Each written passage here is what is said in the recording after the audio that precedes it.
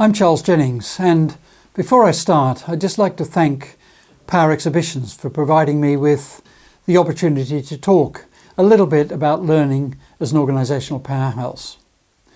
Now, I have a profound belief which has been drawn on years of working in the field of learning and talent development and observing what HR and L&D teams do, that most organisations are simply not making the most out of the available opportunities to leverage learning. There are huge gaps. And there's a huge potential if only we knew how to work with it. So I hope that in this short video, I can explain what I see as some of the problems and challenges and suggest some of the solutions which will help make learning an organisational powerhouse rather than a cost centre that every CEO thinks we should have but never really knows why. So just to explain a little about my own background for some context, I've spent the last 40 years or so researching and implementing learning strategies and solutions. Initially, as an academic and a researcher, I was looking at how to use computer-supported collaborative learning back in the 1980s, and then as a professor in a business school. I left mainstream academic life in 1995 to work in the business world. And since then, over the last 25 years or so, I've had roles in L&D, in HR, and other departments in global companies. And more recently, I've been working in consultancy roles, helping organisations redesign their learning and training so it delivers better results and more value. Now, the potential that learning has is enormous. Learning can certainly be used in the form of a powerful engine to drive organisational performance. And it can and does also drive organisational innovation and organisational flexibility and other aspects that we all need. And this potential, of course, may seem pretty obvious to all of us. We all understand that learning is crucial for people as they grow and as they progress through life, and that learning underpins almost everything we do. But the challenge we have is that we tend to see learning through a quite narrow lens. We think about learning as something that's contained and compartmentalised. We think about learning in our working lives as maybe those steps we take when we enrol on a course or a program. Or we think about learning as what happens when we complete an e-learning module. Or we might think about learning as occurring in a coaching session. Or think about learning as we progress through a learning pathway or a curriculum that's been constructed for people in our particular roles or jobs. But most learning isn't like that. All of these things are what you can call schooling. And schooling is just a minor element of learning, especially once we step into the world of work. And in the world of work, we need to extend our strategies and our practices beyond schooling or formal learning and look at how we can exploit situations where the vast majority of learning is occurring, and that's in the workplace. Even if we look at some of the basic data about the split of time between working and learning, it becomes clear that formal learning occupies just a minuscule amount of the overall time people spend learning. For example, if we take the average time that workers are engaged in formal learning, it's around about 30 to 45 hours per year, or at least that's the figures that the ATD, the Association for Talent Development, which is the US-based leading L&D professional body, that's the data that they report in their annual surveys. Now, if we compare that to the average number of working hours for employees and then bring the researchers' data in about what percentage of working time constitutes learning time, we get a much clearer picture. Data for the OECD countries reports the average number of working hours as being about 1,750 hours per week. Of course, in the USA, annual working hours are a bit more than that. Nevertheless, formal learning hours are on average a tiny fraction of working hours, maybe about 2%. Add to this fact that the research shows that people whose work is office-based or requires knowledge working spend around 25% of their working time learning, and other workers, people working in manual work and non-office work and so on, spend just a little less, in fact, around about 20% of their time learning. We get a much, much better picture. So if we look at this data, it's really very clear that there are huge opportunities for learning at every step in every day, not just when we turn away from work to a course or a formal coaching program. If we just think back over the past 12 months or so and consider where we've come from and where we'd be if we hadn't placed learning at the centre of the global effort to address the COVID threat. Now, we've seen enormous amounts of learning about the virus itself, which has allowed scientists across the world to develop new vaccines at a record-breaking pace. But we've also seen extraordinary learning about the treatment of the symptoms. The IFR, which is the infection fatality rate, and that's the measure of deaths to infections, that decreased rapidly after the first wave of COVID due to improvements in clinical management. There was a whole lot of learning which led to that. And if we look at a snapshot of the falling mortality rates in critical care units in England, even early on in the pandemic, researchers suggested that one of the main reasons for the trend was learning. There were reports of hard-earned experience or better understanding of drug regimes and incremental improvements. They were the sorts of terms that were used by doctors and other healthcare professionals to explain why mortality rates amongst those already in critical care fell. Of course, there were government and community actions that had some impact as well, but the profound impact of learning should not be underestimated. And most of it is what we'd call hidden learning, or learning out of sight. It's the learning that we hardly even notice, or we only notice when we look back on it and reflect. But this type of learning that comes from activity and working, is often not only the most important, it's also the way that most learning happens. As I mentioned earlier, researchers estimate that far more than 90% of the time people spend learning actually occurs in this way and not in formal constructs. In other words, most learning happens as we carry out our daily work and daily activities, not when we're involved in formal learning and development activities. Now, this shouldn't be surprising to us. People have known about the importance of this so-called informal learning in the daily workflow for years. And interestingly, the economists particularly have been aware of the power of learning from work for some time. People like Kenneth Arrow, who was a Nobel Prize winner back in 1971 and a leading economist in the US.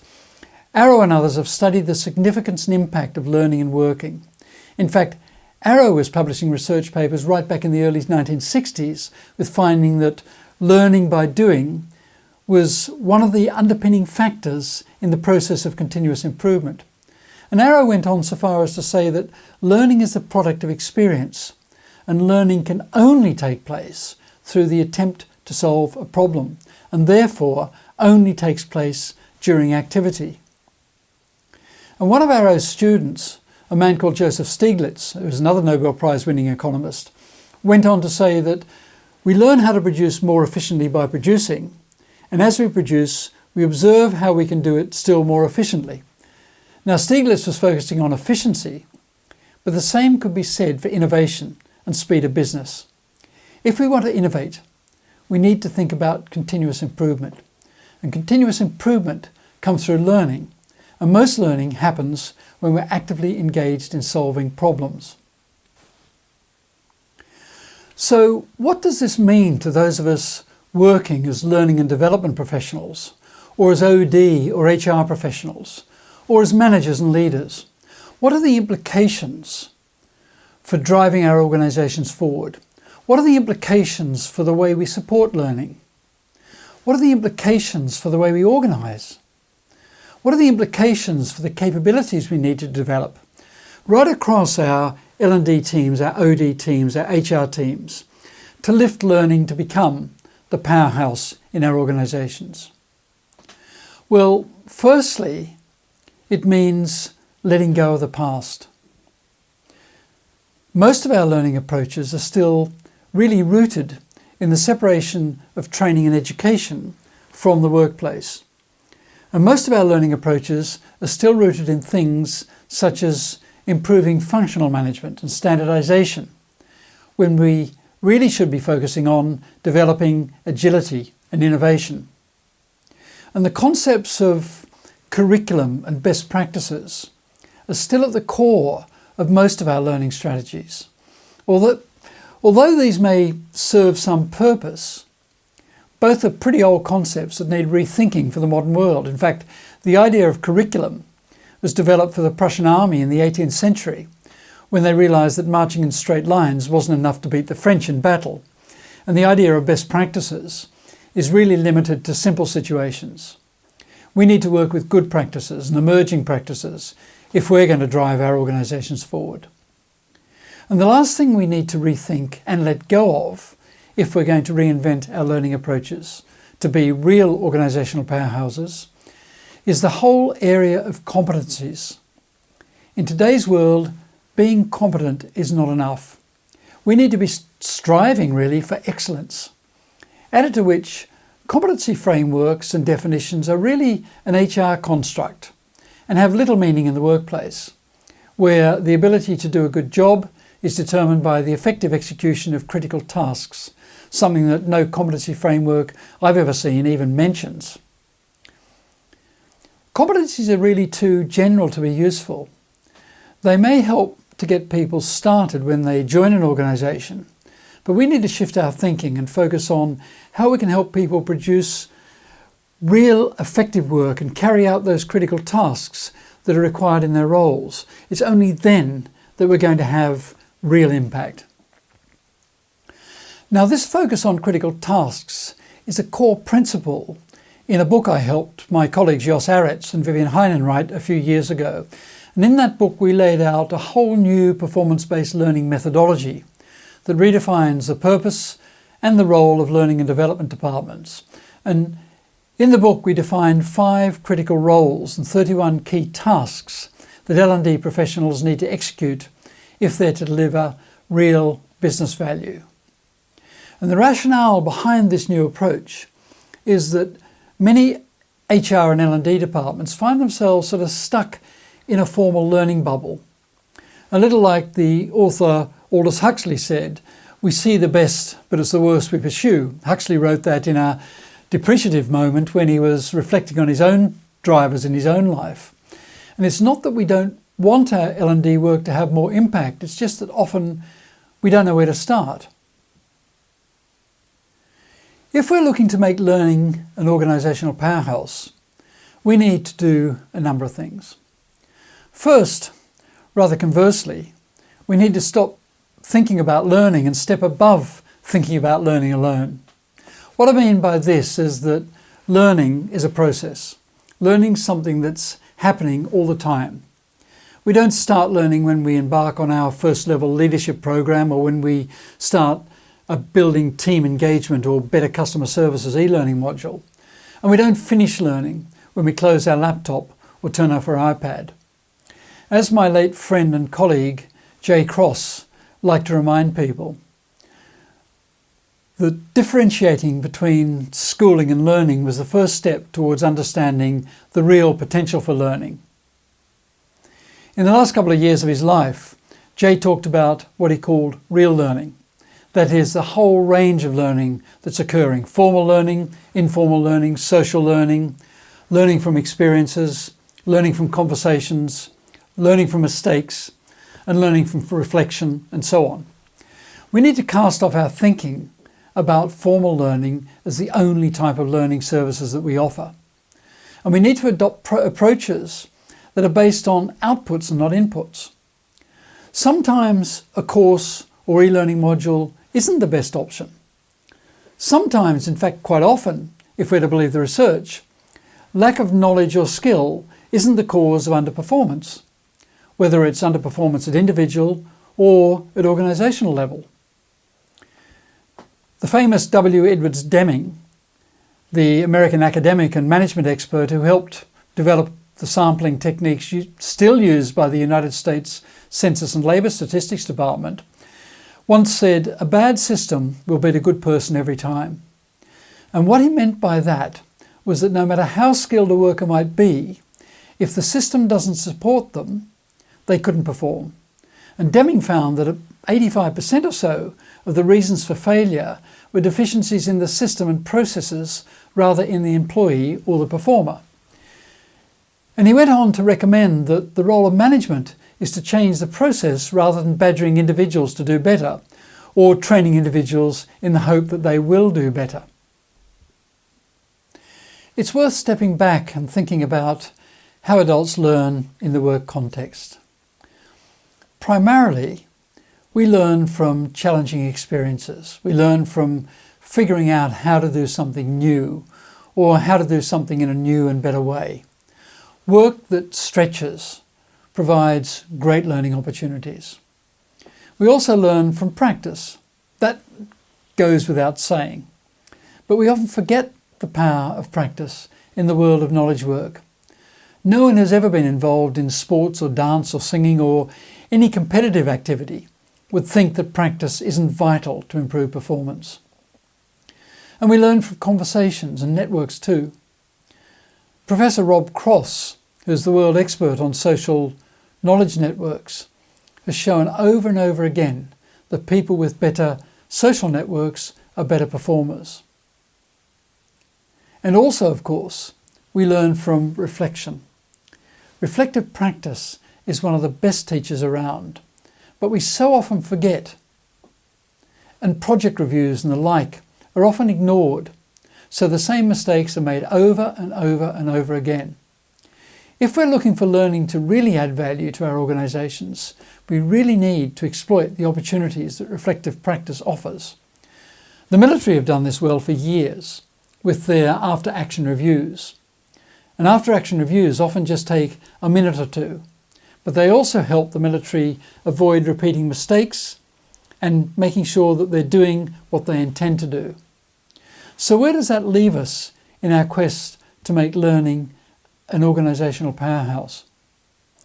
So the final piece of advice I can give you about making learning a powerhouse is actually to step above and beyond learning. Focus on performance outcomes. What you're trying to achieve, the business problem or issue that you're trying to overcome, the project or campaign outcomes you're looking to achieve.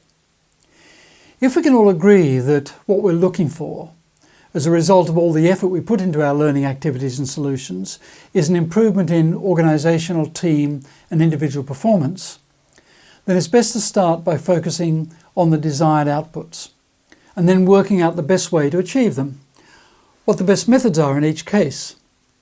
This is the work that we call, in the roles of our methodology, the performance detective and the performance architect. And if you do this, it has the effect of stretching your thinking beyond formal learning. You'll find yourself addressing challenges with solutions that include things like performance support or fixing processes. Some knowledge of lean and agile can really help here. Or part of the solution might be working with the top or exemplary performers to understand which are the critical tasks that need to be undertaken so that you can successfully do a job or achieve high levels of performance. Once you start to do this, you'll find that you and your colleagues will be far better able to demonstrate real business value or organisational value through your HR and learning efforts, not just learning value. And it'll also mean that you can drive learning to real, measurable results. Then, your learning operations will serve as an organisational powerhouse. Good luck on the journey.